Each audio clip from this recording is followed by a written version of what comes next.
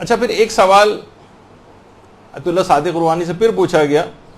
کہ آخر یہ کیا اب تک 313 کا عدد پورا نہیں ہوا؟ بہت سے لوگ کہتے ہیں بھائی ہمارا تو اس عمل اس قابل ہے نہیں کہ ہم 313 میں شامل ہو سکیں. تو اتنے ہزار سال سے زائد گزر گئے ہیں، اتنے علماء مجتہدین مراجع آئے ہیں، فوراً لوگ اس چیز کو ان کے خلاف بھی پیش کرتے ہیں کہ اب تک یہ 313 کا عدد پورا نہیں ہوا ہے. تو انہوں نے جواب میں فرمایا کہ ہاں، پھر ان سے ایک اور بھی سوال یہ ہوا کہ اگر بالفرض 313 کا عدد پورا ہو بھی جائے تو یہ کیا یہ کافی ہوں گے کہ پوری دنیا کے مخالفین سے یہ 313 افراد صرف جنگ کریں؟ تو آیت اللہ صادق روحانی نے اس کا جواب دیا کہ دیکھیں یہ لوگوں کی غلط فہمی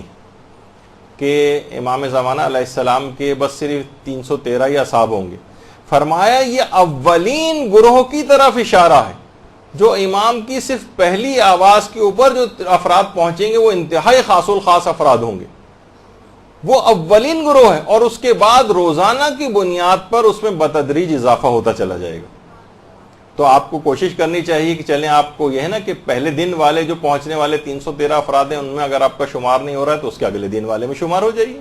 اس سے پرسوں والے اگلے جو دن آئے گا اس میں شمار ہو جائیے، اس کے ایک ہفتے بعد والے میں شمار ہو جائیے. یہ مسلسل بڑھتا چلا جائے گا. 313 افراد تو وہ جرنیل ہیں جو امام زمانہ کی فوج کے کلاس سے سپہ سالار ہیں، اس میں اگر کوئی شخص شامل نہیں ہو سکے تو کوئی بات نہیں، امام زمانہ کو اس کے بعد اور بھی بہت سارے افراد کی ضرورت پیش آئے گی، آپ اس میں شامل ہو جائیے. لیکن یہ اولین گروہ کا تذکرہ ہے، فقط یہ نہیں کہ منحصر ہو گیا یہ عدد یہ کچھ خاص الخاص افراد کے لیے، لیکن عام افراد ان کی فوج وہ بے شمار ہوگی، اس کے اندر شامل ہوا جائے گا. دیکھیے لوگ وہ جیسے اس سے پہلے بات ہو رہی تھی کہ وہ سوچتے ہیں کہ جب امام زمانہ علیہ السلام آئیں گے تو ٹھیک ہے، اس وقت ہم عمل صالح اور نیک بن جائیں گے. اعمال صالحہ کے ساتھ انتظار کرنے کا فائدہ ہے،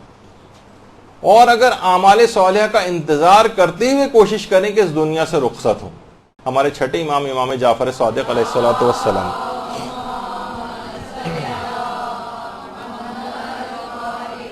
ان کی خدمت میں ایک بوڑھا آتا ہے اور آ کر سلام کرتا ہے امام کو اور کہتا ہے یبنا رسول اللہ اپنا ہاتھ بڑھائیے، میں کیا آپ کے ہاتھ کو بوسہ دینا چاہتا ہوں. امام نے اپنا ہاتھ دیا، اس نے امام کے ہاتھ کا بوسہ لیا، اس کے بعد زار و قطار اس بوڑھے نے رونا شروع کر دیا. امام نے کہا کہ تم رو کیوں رہے ہو؟ کہا کہ مولا 100 سال سے زائد میری عمر ہو چکی ہے اور میں قائم آل محمد کا انتظار کر رہا ہوں. آئمہ پیغمبر سے لے کر دیگر آئمہ تک مسلسل امام زمانہ کا اتنا ذکر کرتے تھے، اصحاب کے اندر وہ تڑپ پیدا ہو گئی تھی ان کو دیکھنے کی.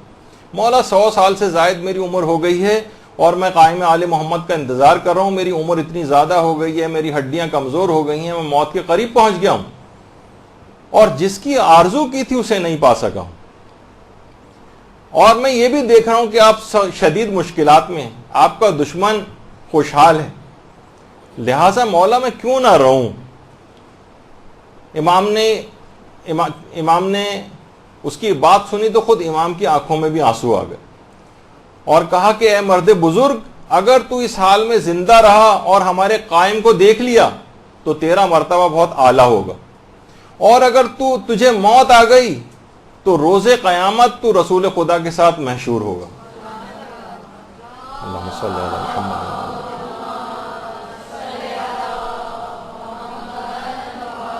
لہٰذا اپنے سنن و فرائض، اپنے وظیفہ شرعی کے مطابق عمل کر کے اس دنیا سے جائیں. اگر امام زمانہ علیہ السلام نے خدا کے اذن سے ظہور کیا تو انشاءاللہ ان کا دیدار نصیب ہوگا، ورنہ قیامت میں رسول اللہ کی ہمراہی نصیب ہوگی، اور انشاءاللہ ان کی ظہور کے بعد رجت میں مومنین کو اٹھایا بھی جائے گا ان کی مدد کے لیے. برحمتك يا أرحم الراحمين